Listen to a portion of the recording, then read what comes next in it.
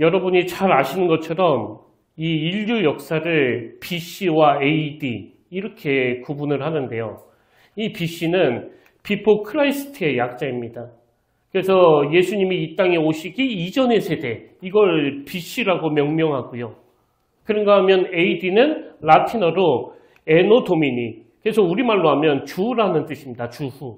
예수님께서 이 땅에 오신 이후의 세대, 이걸 AD로 표현하는데요. 저는 이 상징적인 표현을 보면서 인류 역사를 예수님이 이 땅에 오시기 이전과 또 이후로 구분하는 게 목사인 저에게도 당연히 의미가 있지만 또 오늘날 예수 안 믿는 이 세상 사람들도 알든지 모르든지 예수 그리스도를 담고 있는 이 인류 역사 안에서 살아가고 있구나, 그런 생각이 들더라고요. 근데 여러분이 이 인류 역사가 이렇게 예수님이 오시기 이전과 또 이후로, 그리고 이 BC와 AD로 이렇게 나눠지지만요, 사실 이 구분은 세상 역사만 그런 게 아닙니다. 이 땅을 살아가는 모든 사람들도 딱 두 종류로 나눠지거든요. 어떻게?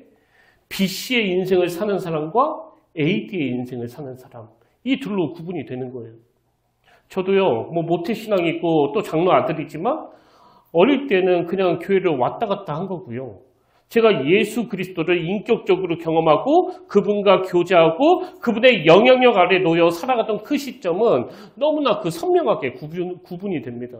제 인생도 예수님을 만나기 전과 예수님을 만나 후로 나눠지거든요. 그리고 오늘 이 본문을 기록한 예수님의 제자 사도 요한을 위시해서 성경에 나오는 수많은 인생들도 이 둘로 확연히 구분되는 것을 볼 수가 있는데요. 그 중에 그 대표적인 사람이 바로 그 사도 바울 아닙니까? 빌립보서에 보면 사도 바울도 자기 인생을 딱 BC와 AD로 구분해서 설명하는 것을 볼 수가 있는데요. 자, 먼저 사도 바울이 예수님을 만나기 이전의 상태를 어떻게 규정하는지 빌립보서 3장 4절부터 보십시오. 딱 한마디로 이렇게 규정합니다. 그러나 나도 육체를 신뢰할 만하며 만일 누구든지 다른 이가 육체를 신뢰할 것이 있는 줄로 생각하면 나는 더욱 그러하리니. 무슨 뜻이에요? 나는 예수님을 만나기 이전에 내 육체를 신뢰하면서 살았다는 거예요. 그래서 다른 사람이 자랑할 거리가 있다고 한다면 나는 그것보다 훨씬 더 많다. 그러면서 쭉 사례를 드는데요. 그가 예수님 만나기 전에 뭘 신뢰했는지, 뭘 자랑했는지 5절부터 나옵니다. 나는 8일 만에 할례를 받고 이스라엘 족속이요 베냐민 지파요 히브리인 중에 히브리인이요 율법으로는 바리새인이요 열심으로는 교회를 박해하고 율법의 의로는 흠이 없는 자라. 이 사도 바울의 BC의 삶은 정말 대단하지 않습니까? 실제로 이분은요, 그 당시 사회에서 굉장히 뛰어난 엘리트였습니다. 그리고 모든 사람들에게 인정을 받는 지도자적인 위치에 있었고요. 학문도 대단해서 그 당대 최고 학자로 꼽혔던 이 가브리엘 선생의 문화생, 이게 요즘으로 말하면 나 서울대 나왔어, 이걸 자랑하는 거와 같은 거거든요.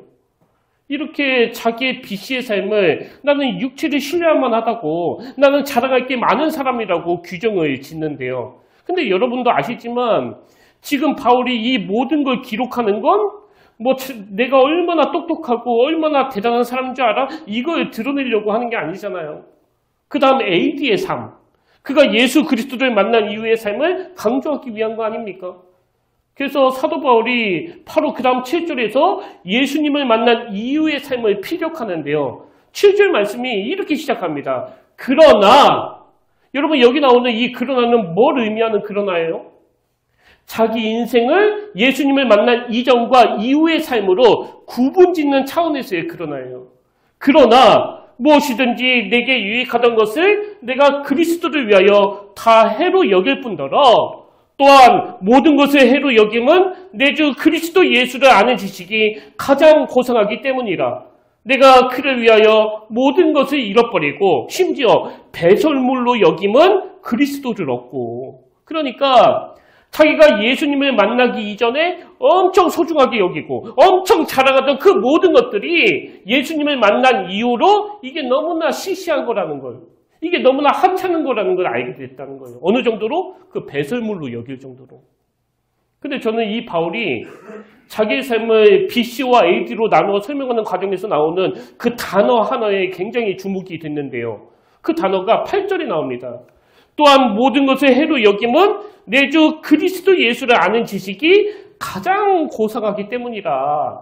여기 나오는 고상하다, 이건 헬라어로 후테렉소라는 단어인데요. 이 단어는 그 이상의 가치라는 뜻을 가진 휘페르라는 단어하고 가지다, 소유하다 이런 뜻을 가진 엑소라는 단어가 합쳐진 합성어입니다. 그래서 제가 자료에 보니까요. 그 당시 하나님을 모르던 예수 그리스도를 영접하지 않던 사람들은 이 후테렉소라는 단어를 어떨 때 사용했는가 하면 인간의 노력이나 수고로 최정상급의 상태에 올랐을 때, 최고의 가치를 얻게 됐을 때 이 단어를 썼다는 거예요. 예를 들어서 어떤 음악가가 막 애를 써가지고 평생 자기가 꿈꾸던 뭐 전 세계에서 제일 유명한 어느 연주단에 들어가게 됐을 때 나는 후테렉소, 나는 최고를 이루어냈다. 이럴 때 쓰는 표현이 바로 이 후테렉소예요. 내 노력과 내 수고와 내 애씀을 통해서 얻어낼 수 있는 이 최고의 가치. 근데 놀랍게도 사도 바울은요. 이 인간이 노력해서 얻을 수 있는 최상급의 가치를 지닌 후테렉소를 영적인 것으로 가지고 와가지고 뭐라고 표현하는가 하니까 나는 예수님을 만난 이후에 이런 인간의 수준을 뛰어넘는 정말 제대로 되는 후테렉소를 알게 됐는데 그게 바로 하나님의 능력이라는 거예요. 그래서 내 주 그리스도 예수를 아는 지식이 가장 고상하기 때문이라 이 표현은요. 자기가 BC의 삶을 살 때 추구하던 그 세상적인 후테렉소를 내려놓고 인간이 절대로 도달할 수 없는 하나님만 주실 수 있는 그 후테렉소를 추구하게 됐다는 걸 이렇게 강조하는 겁니다. 저는 이 후테렉소라는 단어를 묵상하다가 그 소설 요한복음이라는 책이 떠올랐는데요. 이 책에 보면 너무 의미 있는 대목이 나옵니다. 자, 한번 들어보십시오. 예수는 정말 바다였다. 그에게는 모든 것이 통합되어 녹아 있었고 흐르고 있었다. 그동안 내가 놀았던 세계는 하나의 색강에 불과했다. 그것이 전부라고 우기며 자랑하면서 말이다. 내가 살고 있는 세계가 색강이라는 것을 알게 된 시점은 예수라는 바다를 만나고 나서이다.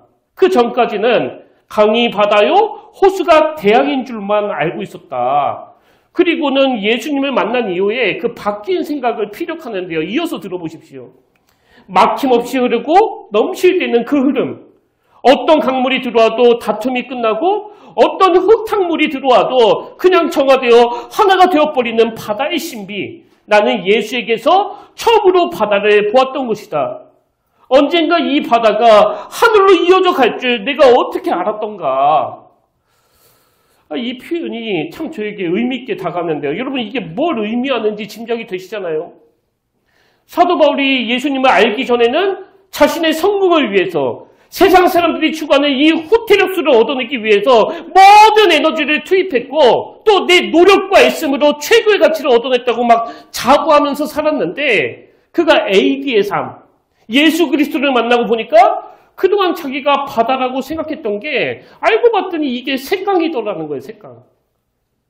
그 전까지는 그 코딱지만한 강을 보면서 강이 바다요, 호수가 대양인 줄로만 알고 살았던 게 그게 예수님을 알기 이전에 자기 모습이었다는 거거든요. 그런 면에서 보면 제가 이제 결혼한 지가 벌써 이제 4년이 훌쩍 넘었는데요. 뭐 지금도 미숙한 점이 없는 건 아니지만 제가 그 신혼 초 때만 생각하면요. 내 자신이 너무 부끄럽고 너무 후회되는 게 많은 거예요. 그때는 뭐 서로 피차간에 뭐 아무것도 아닌 것 가지고 막 씩씩거리고 문제 삼고 시비 걸고 또 삐져가지고 2박 3일 동안 밥도 안 먹고 그랬는데요. 어느 순간부터 그게 자꾸 그 부질없다라는 생각이 드는 겁니다. 그래서 요즘은 우리 부부 그렇게 싸우는 일이 없고요. 그리고 싸우더라도 그 싸움이 뭐 반나절이면 다 끝이 나거든요. 왜? 우리는 서로 그 믿음이 조금씩 자라가고 있으니까요. 그리고 이런 변화는 가정에서만 있는 게 아니에요. 예전에도 제가 말씀드렸지만 저는 평소에는 굉장히 온순한 편인데요. 그 다혈질 성격을 가지고 제가 태어나가지고 뭐 하나에 막 제가 이렇게 꽂히면 그 순간을 막 참지 못하고 바로 욱하거든요. 그래서 차를 몰고 가다가 누가 무리하게 훅 들어와가지고 제가 깜짝 놀라면요.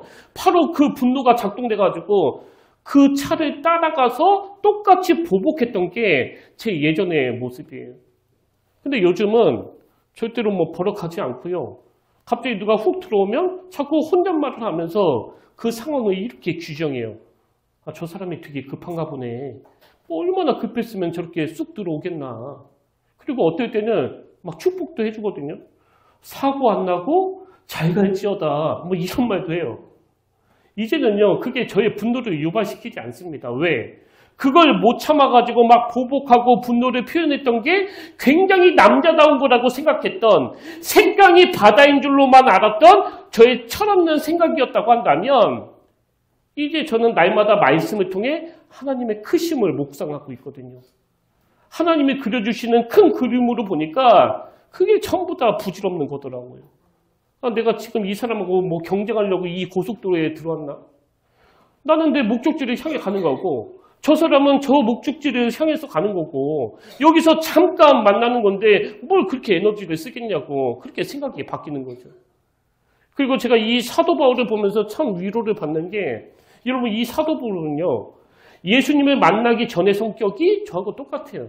얼마나 다혈질이고 얼마나 그 아집으로 똘똘 뭉쳐있는지, 예수님을 만나기 전에 이 바울은요, 자기 생각과 조금만 다르면 다 적으로 여겨버리는 거예요. 그래서 그 편협한 생각을 가지고 예수 믿는 사람들을 막 잡아 죽이는 일을 했었는데, 그랬던 이 사도 바울이 예수 그리스도를 만나고부터 완전히 다른 사람이 돼가지고 오늘날 예수 믿는 모든 사람들이 흠모하는 그 위대한 인물이 된 거 아닙니까?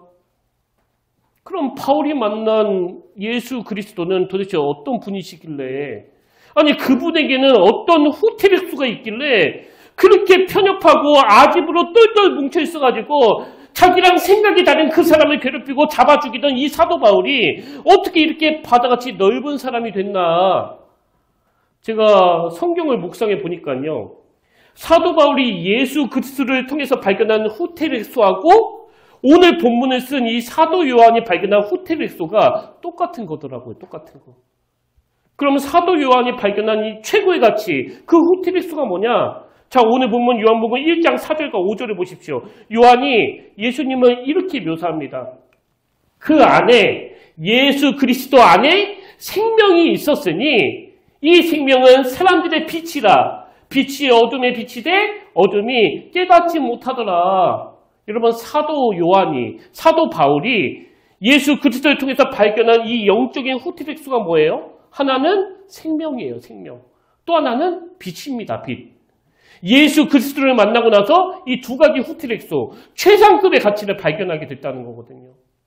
그래서 제가 지난주에 여기 나오는 이 생명이라는 단어를 설명하면서, 이 생명은 헬라어로 그 조에라는 단어인데, 이 조에는 우리가 아는 이 육신적인 생명력을 말하는 게 아니라 하나님의 생명력이 그 영혼에 깊이 거하는 상태이다, 이런 말씀을 드렸는데요. 성경에 보면 이 조에라는 단어에 항상 뒤따라오는 형용사가 있습니다. 항상. 그게 아이오니오스라는 단어인데요. 이 단어는 어떤 뜻을 가지고 있는가 하면 영원한, 이런 뜻을 가진 단어예요. 그래서 성경은 하나님이 주신 생명력을 설명할 때 조에 아이오니오스, 이 영원한 생명이라는 걸 강조하는데요. 여러분, 이게 뭘 의미하겠냐고요? 우리가 태어나서 자라고 죽고 하는 이 육신적인 생명과는 완전히 차원이 다른 생명이라는 거거든요. 예를 들면 주님이 그 십자가에서의 희생적인 죽음을 예고하실 때도 이 단어가 사용이 되는데요. 자, 요한복음 3장 14절 15절에 보십시오. 모세가 광야에서 뱀을 든 것 같이 인자도 들려야 하리니 이는 그를 믿는 자마다 영생을 얻게 하려 하심이니라. 여기 나오는 영생이 조의 아이오니오스예요.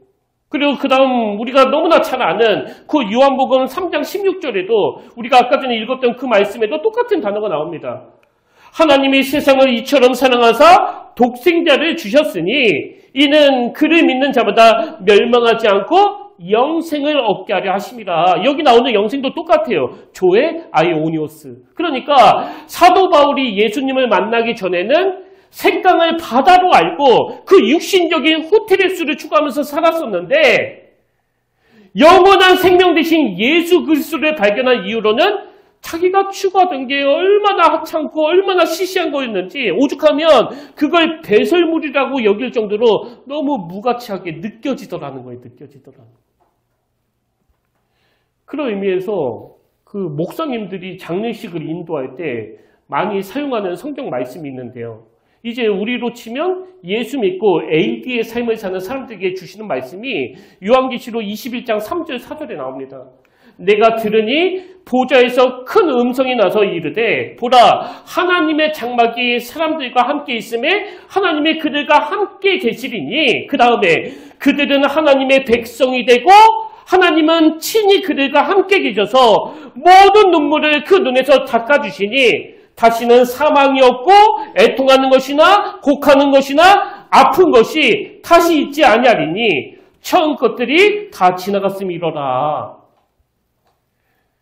세상 사람들은 BC의 삶을 사는 사람들은요, 이 장례식을 영결식이라고 그래요. 영결식. 그래서 제가 영결 이 단어를 그 국어사전에서 찾아보니까 이렇게 풀이하더라고요. 죽은 사람과 산 사람이 영원히 헤어짐. 하나님을 알지 못하는 사람들은 이 장례식을 글자 그대로 영원한 이별로 받아들이는 거예요. 근데 예수 그리스도를 영접한 AD의 삶을 사는 사람들은요, 한편으로는 이 땅에서 헤어지는 그 아픔과 슬픔으로 눈물은 흘리지만 또 한편으로는 하나님 나라를 기대하고 꿈꾸게 하시는 이 소망을 선물로 받게 된다는 겁니다. 여러분도 잘 아시지만 2년 전에 저희 아버지가 이 땅에서의 삶을 다 끝내고 하나님 품으로 가셨는데요. 사실 아버지가 소천하신 금요일날 그 무슨 일이 있었냐면 저는 그 주 월요일날 이미 그 아내와 함께 아버지를 뵙고 왔기 때문에 그 여기 목양실에서 그 설교를 쓰고 있었거든요. 그리고 제 동생이 아버지 곁을 지키고 있었는데요. 한 오후 6시, 7시 정도 된 것 같아요. 동생한테 전화가 와가지고는 이제 아버지가 그 돌아가실 때가 됐다는 거예요. 그래서 제가 깜짝 놀라가지고 아버지 임종을 보려고 막 부랴부랴 차를 몰고 대전으로 가는데요. 출발한 지 얼마 안 돼서 동생이 그 가족 단톡방에다가 이런 글을 올린 겁니다. 아버지 방금 돌아가셨어. 제가 그 소식을 듣자마자 막 제 마음에서 두 가지 감정이 요동을 치는데요. 참 묘했습니다. 한편으로는 막 가슴이 미어지고 상상하기 어려운 그 슬픔이 몰려와가지고 막 하염없이 눈물이 쏟아지는데 막 여러 가지 복잡한 생각이 들더라고요. 자꾸 그 생전에 못 해드린 것도 생각이 나고 그 아버지와 나누었던 대화, 아버지와의 추억들이 막 떠올려지고 그 임종을 못 지켰다는 죄스러운 마음도 들고요. 막 이런 것들이 막 교차가 되면서 제 마음이 너무 슬픈 거예요. 근데 놀라운 게 뭐냐? 이런 슬픈 마음 한편으로 하나님이 저에게 이런 기쁨을 주시는 겁니다. 우리 아버지가 이 땅에서의 그 고생, 그 수고, 그 사명을 다 끝내고 드디어 안식하시는구나. 이제 아버지가 주님 다스리는 그 나라, 그 품에서 참 위로를 받으시겠구나. 제 마음에 한없는 소망이 밀려오더라고요. 그래서 저는요, 아버지가 돌아가셨다는 소식을 들었던 그 순간을 아마 제가 죽을 때까지 못 잊을 것 같아요. 그 차 안에서 이 두 가지 감정들이 막 뒤섞여가지고 굉장히 요동치는 시간을 제가 보냈거든요. BC의 삶을 사는 분들에게는 이 후자가 없어요. 그냥 그 슬픔밖에 없는 거죠. 자꾸 못해드린 것만 생각이 나고 또 그것 때문에 억장이 무너지고 이것밖에 없는 거 아닙니까? 근데 예수님이 주시는 이 조의 아이오니오스, 영원한 생명을 얻게 된 사람에게는요, 이 영생이 우리에게 그 소망을 선물로 주신다는 거예요. 그래서 디도서 1장 1절과 2절에 보니까 사도 바울이 이런 고백을 합니다. 하나님의 종이요 예수 그리스도의 사도인 나 바울이 사도된 것은 뭘 위함이냐? 하나님이 택하신 자들의 믿음과 경건함에 속한 진리의 지식과 그 다음에 영생의 소망을 위함이라. 지금 사도 바울이 이 영생의 특징, 이 영생의 속성을 뭐라고 설명합니까? 이 영생은 사후세계에 대한 소망을 가져다 준다는 거예요. 소망을. 그래서 이 소망이 있는 사람은, 예수 그리스도를 통해서 영원한 생명을 얻은 사람은 이 땅에서의 삶이 때때로는 막 버겁고 또 힘들지만 주님이 다스리는 그 나라에 대한 소망이 있기 때문에 그 시간을 고통으로만 보내지 않는다는 겁니다. 사실 저는 여기 평택교회 온 지 그 6년이 넘었지만 우리 교회 성도님들이 저에게 뭐 따로 찾아와서 어떤 문제로 뭐 고민 상담을 요청하시거나 또 기도를 부탁하시는 분이 별로 없었는데요. 이상하게도 외부 성도님들이 너무 마음이 힘들고 또 억장이 무너지고 또 억울한 일을 당하시면 이상하게 저에게 연락을 주시는 거예요. 물론 그 심정은 충분히 이해가 돼요.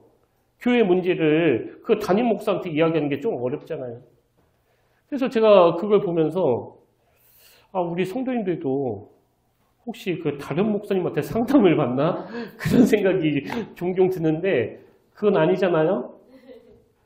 그리고 제 후배 목사님 중에서도 교회에서 뭐 상처를 받고 억울한 일을 당하면 꼭 저를 찾아오는데요. 지난주에도 후배 한 명이 찾아와서 뭐라고 얘기하는가 하니까 제가 지금 목회를 막 그만두고 싶을 정도로 너무 상처를 많이 받아갖고 위로를 받고 싶다는 거예요. 그래서 목사님한테 좀 조언을 듣고자 왔습니다. 제가 이런 일을 많이 접하다 보니까요. 이렇게 어려운 일을 당해서 너무 힘들어하는 분들과 대화를 하고 나면 그분이 겪는 아픔과 그 상처가 저에게도 전이가 되는 걸 느껴요. 그래서 어떨 때는 저도 똑같이 우울해지고 똑같이 지치고 똑같이 그 삶의 의욕을 잃어버릴 때가 있는데 그러면 저는 항상 이 찬양을 떠올리는 거예요. 사막에 샘이 넘쳐 흐르리라 사막에 꽃이 피어 향내 내리라 주님이 다스리는 그 나라가 되면은 사막이 꽃동산 되리. 그분의 아픈 마음이 저에게 전이가 되고 또 누가 저를 집요하게 괴롭히고 막 상처를 줘가지고 제 마음이 힘들어지면 저는 막 그걸 가지고 보복하고 분노하는 게 아니라 저 찬양을 반복해서 부르는 거예요. 왜? 주님이 다스리는 그 나라를 소망할 때 지금 현실을 뛰어넘게 만드는 그 하나님의 위로를 경험할 수 있기 때문에. 그래서 그 다음 가사를 보니까 이 영생에 어떤 속성이 있는지를 이렇게 노래합니다. 사자들이 어린 양과 뛰놀고 어린이들 함께 뒹구는 참사랑과 기쁨의 그 나라가 이제 속히 오리라. 이게 뭘 의미하는 거예요? 예수 그리스도가 주시는 영생의 속성은 참사랑과 기쁨의 그 나라가 속히 올 거라는 이 소망을 준다는 거거든요. 여러분 다시 말씀드려요. 이 땅은요. 누리고 즐기는 곳이 아니기 때문에 모든 인생이 크고 작은 문제로 지치고 우울하고 또 때때로 슬픔을 느끼고 아픔을 경험하고 이 상처를 받습니다. 그리고 우리가 그 선거 때마다 경험하듯이 처음에는 저 사람이 정말 정치를 잘할 것이다. 저 사람은 우리 국민들의 눈물을 닦아줄 것이다. 그렇게 기대하고 표를 찍지만 여러분 다 아시잖아요. 거의 대부분이 좀 지나서 실망하고 또 좀 지나서 실망하고 이걸 매번 반복하고 있는 거 아닙니까? 이 세상은요. 우리에게 만족을 주기는커녕 오히려 그 약육강식 강한 사람이 약한 자를 누르고 지배하는 것이에요. 강한 사람이 많이 누리는 그 사람이 자기가 가지고 있는 걸로도 만족하지 못해가지고 없는 사람들 것까지 빼앗으려고 혈안이 되어 있는 게 바로 저 문 밖에 있는 그 BC의 삶을 사는 세상 사람들의 모습이란 말이죠. 근데 예수 그리스도가 주시는 이 영원한 생명을 선물로 받은 사람에게는 어떤 소망이 있습니까? 사자들이 어린 양과 뛰놀고 어린이들과 함께 뒹구는 또 2절 후렴에 보니까 독사굴에 어린이가 손 놓고 장난쳐도 무이지 않는 참사랑과 기쁨의 그 나라가 이제 속히 오리라. 그래서 어떤 사람이 그 영원한 생명을 가진 사람인가 하면은요. 주님이 다스리는 그 나라를 사모하면서 이 세상이 추구하는 약육강식에 역행하는 그 사람이 영원한 생명을 가진 사람이에요. 이게 무슨 말인가 하면 제가 이번에 그 말씀을 준비하면서 한 가지 놀라운 걸 발견했는데요. 자, 시편 133편 1절부터 한번 보십시오. 영생을 이렇게 묘사합니다. 보라 형제가 연합하여 동거함이 어찌 그리 선하고 아름다운고 머리에 있는 보배로운 기름이 수염 곧 아론의 수염에 흘러서 그의 옷깃까지 내린 같고 헐몬에 있으니 시온의 산들에 내린갑도다. 그 다음에 거기서 여호와께서 복을 명령하셨나니 곧 영생이로다. 지금 형제가 연합하여 동거할 때 누리는 이 영생의 복을 설명하면서 그 두 가지 이미지를 사용하잖아요. 그 첫 번째 이미지가 2절에 나옵니다. 머리에 있는 보배로운 기름이 수염, 곧 아론의 수염에 흘러서 그의 옷깃까지 내린 같고. 여러분 이 이미지는요. 그리고 이 아론이 누군지는 다 아시잖아요. 모세의 형이거든요. 모세의 형이 아론이고 이 아론의 직분이 제사장이었어요. 그래서 그 제사장의 머리에 기름을 붓는 이미지인데 이게 그냥 뭐 감질나게 찔끔 몇 방울 붓는 게 아니에요. 어느 정도로 붓습니까? 그 기름이 아론 이 제사장 머리를 적시고 옷을 적시고 온몸을 적시고 그래서 하나님이 주시는 영생이 얼마나 풍부하고 풍성한가를 설명하고 있고요. 그 다음 3절에 나오는 이미지도 비슷해요. 헐몬의 이슬이 시온 산들에 내린 같도다. 이게 어떤 이미지인가 하면 그 여호수아 1장을 나눌 때도 제가 설명을 드렸는데요. 제가 그때 그 요단강 위쪽에 헐몬산이라고 하는 우뚝 솟은 산이 있고 또 이스라엘은 그 우기와 건기로 구분이 된다고 말씀을 드렸잖아요. 그래서 비가 많이 내리는 우기가 되면 이 헐몬산이요. 많은 물들을 마치 스펀지처럼 다 흡수해버리고요. 그리고 건기가 되면 모든 대지가 마르고 그 요단강도 메말랐을 때 이 헐몬산은 그 우기 때 품었던 많은 분들을 그 요단강으로 흘러보내주는 역할을 하는 거예요. 그래서 지금 성경이 이 두 가지 이미지를 쓰면서 뭘 강조하는가 하면 하나님이 주시는 영생의 복은 뭐 죽어서 천국에서만 누리는 복이 아니라 이 현실 세계에서도 누릴 수 있다는 거예요. 그리고 이 영생의 복은 형제와 연합하여 동거할 때 누릴 수 있는 영원한 생명을 가진 교회와 가정에게 부어주시는 하나님의 풍성하고 풍성한 은혜라는 거거든요. 그런 의미에서 저는 정말 여러분이 그 인생에서 건기를 만날 때마다 메말라가는, 고갈되어가는, 번아웃이 돼서 이 삶의 의욕을 다 잃을 때마다 이 교회 안에서 그리스도가 주시는 영원한 생명, 이 교회가 주는 기쁨을 풍성하게 누리길 바라는데요. 그러기 위해서는 저와 여러분이 인간의 애씀과 노력을 만든 그 후트리스도 중요하지만 그것보다 영원한 생명이 되시고 영원한 빛 되시는 예수 그리스도 그분을 만나는 걸 더 중요하게 여기셔야 된다는 거예요. 그리고 그 헐몬산이 마치 그 스펀지처럼 빨아들였던 그 물들을 요단강에 풍성히 공급해 주는 것처럼 우리 평택교회가 그런 축복의 통로가 되려면 형제자매가 한 마음으로 연합하여 주의 일에 동참하는 그런 영적인 공동체가 되어야 한다는 겁니다. 언제까지? 주님이 다스리는 그 나라가 임할 때까지. 그래서 제가 우리 아버지가 돌아가셨다는 그 소식을 들었을 때 한편으로는 마음이 너무 아프고 힘들었지만 또 다른 한편으로는 이제 우리 아버지가 이 땅에서 수고와 그 고생을 다 끝내시고 드디어 주님 품에 안기시는구나 이런 기쁨을 누렸던 것처럼 우리 모두가 이 천국에 대한 소망을 가지고 그 신앙생활을 해야 된다는 거예요. 그래서 저는 오늘 결론을 이렇게 맺기를 원하는데요. 요한복음 1장에 보면 그 나다니엘이 예수님을 만나기 전에 어떤 편견과 선입견을 가지고 있었는지가 나오는데 자 요한복음 1장 46절에 보십시오. 나다니엘이 이르되 나사렛에서 무슨 선한 것이 날 수 있느냐. 지금 이 나다니엘은요. 예수님을 아직 만나지 못하다 보니까 이 육신적인 후티렉스만 알다 보니까 예수가 뭘 줄 수 있겠냐고. 예수 만나면 뭐 인생이 뭐 달라져? 지금 이런 이야기를 하고 있는 거예요. 근데 먼저 예수님을 만나고 그 예수님으로부터 최고의 가치를 발견한 빌립은요. 나다니엘에게 예수님에 대해서 막 설명하고 막 설득하는 게 아니라 뭐라고 말하는지 보십시오. 빌립이 이르되 와서 보라. 무슨 뜻이에요?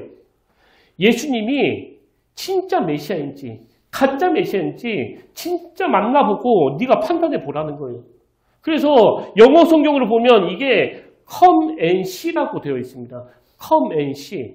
와서 보라. 여러분 이 세상에는요. 가짜도 많고 또 엉터리도 많습니다. 그래서 자꾸 의심하게 만들고 그 선입견을 가지게 만들어요. 근데 가짜는 주로 어디에 있습니까? 그 명품백, 명품옷, 좋은 것일수록 비쌀수록 그 가짜가 많잖아요. 아니 누가 그 남대문에 있는 옷을 가지고 카페에서 팔겠냐고요. 살 사람도 없는데. 이번 주에도 그 PD수첩에서 2단으로 분류된 다락방 교회에 대해서 보도를 했는데요. 저는 그 방송을 보면서 다락방 목회자의 성적인 문제, 또 궁금횡령의 문제, 뭐 이런 비윤리, 비도덕적인 행태도 참 충격적이었지만 어떻게 하나님의 말씀을 자기 식대로 해석해가지고 자기 뱃속을 채우는 그런 악한 도구로 사용할 수 있는지 제가 보는 내내 참 기가 막히더라고요. 근데 더 안타까운 건 뭐냐? 많은 성도님들이 저 목사가 하는 말이 맞는 말인지 틀린 말인지 그 분별을 못하는 거 아닙니까? 여러분 제가 진짜 복음과 가짜 복음을 분별하는 방법을 알려드릴까요? 잘 들으세요. 사람들이 아무리 많이 모이고 뭐 그럴싸한 모습을 하고 있다 하더라도요. 그 복음이 삶을 변화시키지 못하는 복음이라면 그건 이단이에요. 그건 죽은 복음입니다. 그래서 저는 기도하고 또 기도해요. 하나님, 우리 평택교회가 그냥 구색만 갖춘 교회가 아니라 하나님의 생명력을 진짜 맛보고 진짜 경험하고 또 소망하는 교회가 되기를 원합니다. 저와 여러분이 먼저 생명 되시는 예수 그리스도 그분을 만나고 최고의 가치를 발견하게 되면요. 빌립처럼 자신 있게 주변 사람들에게 이렇게 권면하게 되는 거예요. Come and see. 직접 만나보고 판단해봐라. 그래서 저는 오늘 저와 여러분이 정말 하나님 앞에서 이렇게 고백하면 좋겠습니다. 내가 예수 그리스도를 추구하고 교회를 다니고부터 그동안 내가 놀았던 세계는 하나의 색강에 불과했다. 그리고 예수는 정말 바다였다. 그에게는 모든 것이 통합되어 녹아있었고 흐르고 있었다. 내가 살고 있는 세계가 색강인 것을 알게 된 것은 예수라는 바다를 만나고 나서이다.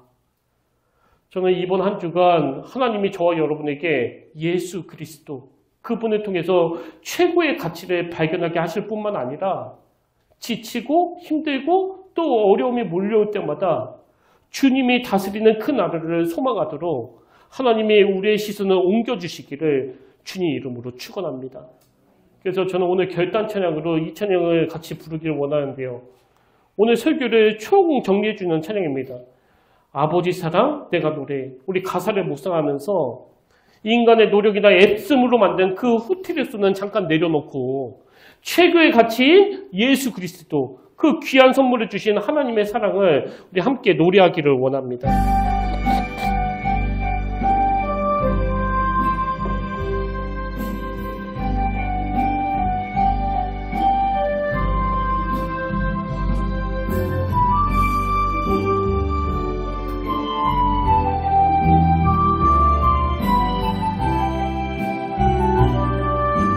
우리 함께 이렇게 노래합니다. 아버지 사랑 내가 노래해. 아버지 사랑 내가 노래해. 아버지 은혜 아버지 은혜 내가 노래해. 그 사랑 변함없으시 거짓 없으시 성실하신 그 사랑 상한 갈 때 꺾지 않으시네. 꺼져가는 등불 끄지 않는 그 사랑 변함없으시 거짓 없으시 성실하신 그 사랑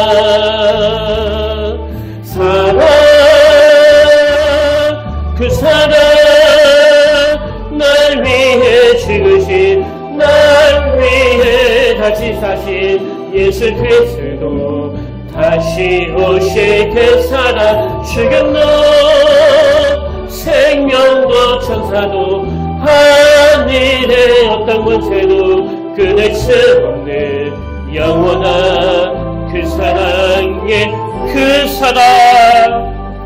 그 사랑 날 위해 죽으신 날 위해 다시 사신 예수 그리스도 다시 오실 그 사랑 지금도 생명도 천사도 하늘의 어떤 권세도 끊을 수 없는 영원한 그 사랑 예수. 아멘. 살아계신 하나님 아버지, 오늘도 인생의 문제 앞에 허덕이며 힘들어하는 우리들을 불러주시고 영원한 생명 되시고 영원한 빛 되시는 예수 그리스도, 그분에 대해서 알아가게 하시니 감사드립니다. 아버지의 모든 인생은 들이닥치는 불행을 피해갈 수 없지만 사도 바울처럼 AD의 인생을 사는 사람은 눈물을 닦아주시는 하나님의 위로를 경험하고 주님이 다스리는 그 나라에 대한 소망을 선물로 주신다고 말씀하셨사오니 오늘 우리가 예수 그리스도를 통해 최고의 가치를 발견하도록 친히 역사하여 주시옵소서. 아버지, 우리 인생이 영원한 생명을 주시는 그 주님의 마음을 조금이라도 닮아가는 인생이 되기를 원합니다. 이 땅에서 약육강식이 아닌 양보하고 희생하고 용서하고 용납하고 이해하면서 그리스도의 향기를 내뿜는 인생이 되게 하시고 예수님을 만나 최고의 가치를 발견한 필립처럼 자신 있게 그 주님의 이름을 증거할 수 있도록 우리 입술에 성령의 능력을 덧입혀 주시옵소서. 그 사명의 길로 인도하여 주실 줄 믿사오며 사랑이 많으신 예수님 이름으로 간절히 기도드립니다. 아멘. 이제 우리 다 자리에서 일어나셔서 파송 찬양으로 하나님의 부르심에는 후회하심이 없네, 이 찬양 부르고 축도로 예배를 마무리하기를 원하는데요. 이 시간 우리를 이 땅에 보내주신 하나님의 기쁘신 뜻을 헤아리면서 우리 또 감격하면서 이 찬양 하나님 앞에 올려드리기를 원합니다.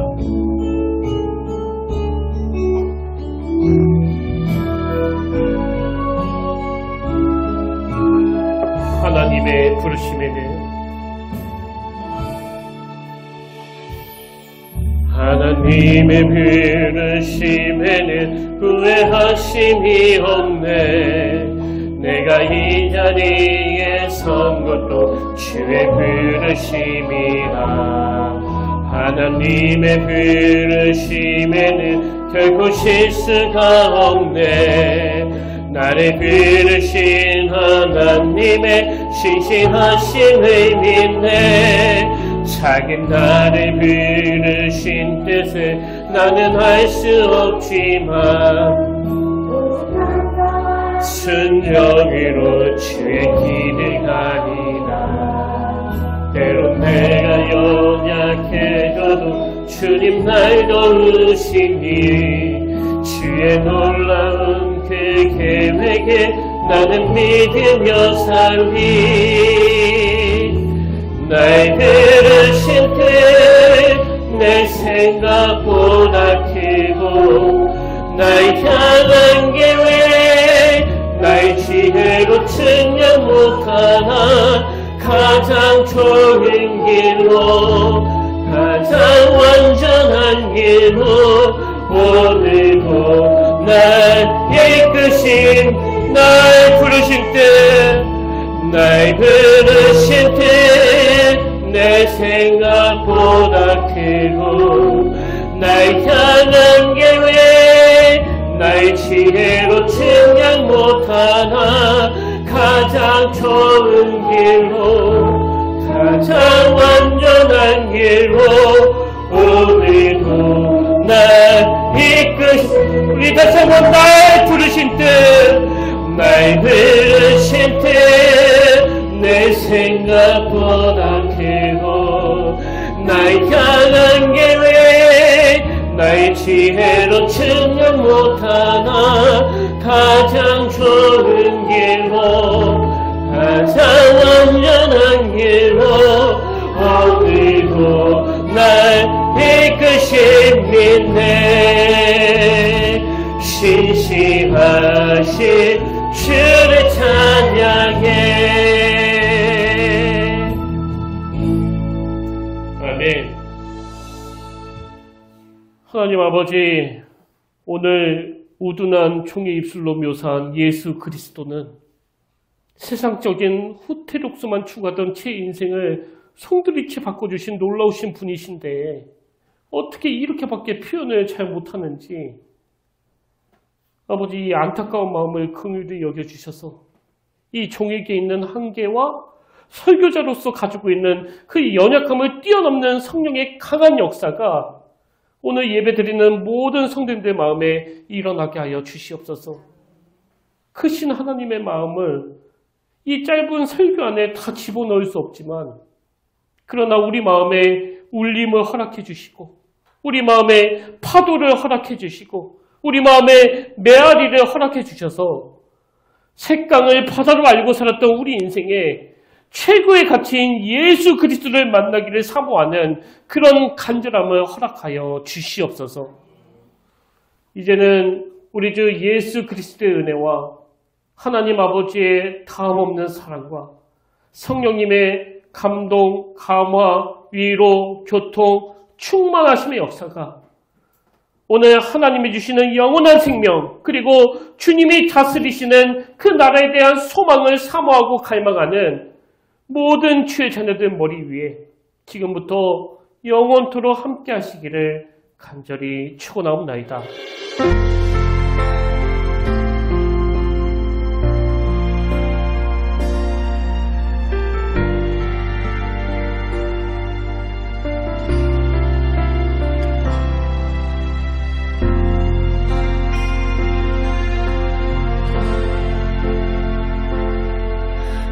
서 있는 이곳에서 높임을 받으소서.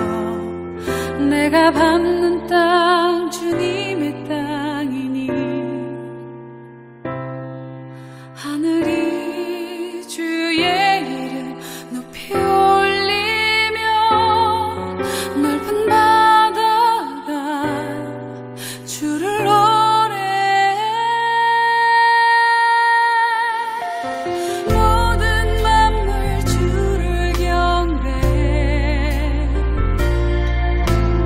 모든